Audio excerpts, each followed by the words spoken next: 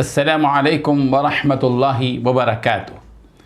अल्हम्दुलिल्लाहिल्लज़ी अरसल रसूलहु बिलहुदा व दीनिल हक़ लियुज़हिरहु अलद्दीनि कुल्लिहि वस्सलातु वस्सलामु अला सय्यिदिना मुहम्मद व आलिहि व सहबिहि अजमईन व बअद। हाज़रीन व नाज़रीन, ये दर्स नंबर 655 है। सूरह आराफ की आयत नंबर 79 की तिलावत और तशरीह की जाएगी। आयत नंबर 79।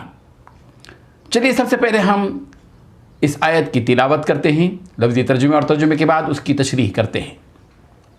अऊज़ु बिल्लाहि मिनश शैतानिर रजीम, बिस्मिल्लाहिर रहमानिर रहीम। फतवल्ला अन्हुम वक़ाल या क़ौमी लक़द अबलग़तुकुम रिसालत रब्बी व नसहतु लकुम वलकिन ला तुहिब्बूनन नासिहीन। सदक़ल्लाहुल अज़ीम। फतवल्ला बिल आखिर वो फिरा, अनहुम उनसे, वक़ाल और कहा, या कौम ए मेरी कौम, लक़द बिलाशुबह अबलग़तुकुम मैंने तुम्हें पहुँचा दिया था, रिसालत रब्बी मेरे रब का पैगाम, व नसहतु और मैंने खैर खाही की थी, लकुम तुम्हारी, वलकिन और लेकिन, ला तुहिब्बून तुम पसंद नहीं करते, अन्नासिहीन खैर खाहों को।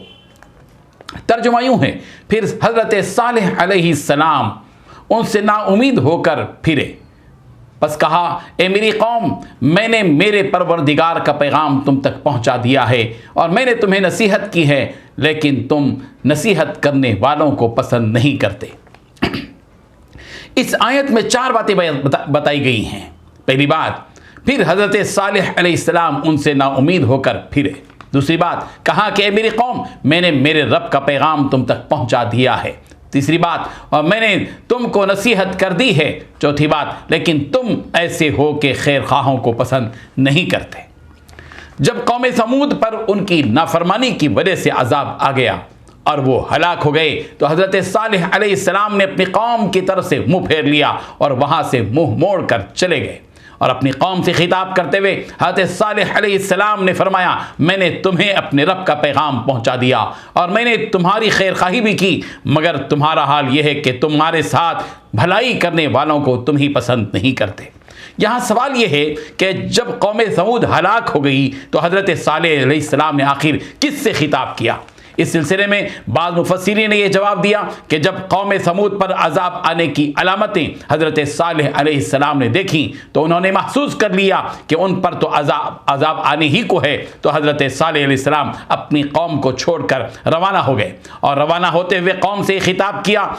बाद मुफस्सिरीन का यह कहना है कि जब उनकी कौम हलाक हो गई तो उनसे ये खिताब किया। अब सवाल यह है कि हज़रत सालेह अलैहिस्सलाम ने इस कौम से किस तरह खिताब किया जो कौम हलाक व तबाह हो गई थी? तो मुफस्सिरीन ने इसका जवाब ये दिया कि ये खिताब ऐसा ही है जैसा कि जंग बद्र के मौके पर नबी करीम हज़रत मोहम्मद रसूलुल्लाह सल्लल्लाहु अलैहि वसल्लम ने हलाक होने वाले काफिरों से खिताब करते हुए कहा था, जबकि उन काफिरों की नाशें एक कुएं में पड़ी हुई थी। हज़रत सालेह अलैहिस्सलाम इस वाक़े के बाद उन लोगों को जो उन पर ईमान लाए थे अपने साथ लेकर फ़लस्तीन की तरफ चले गए और वहीं क़ियाम पज़ीर हो गए।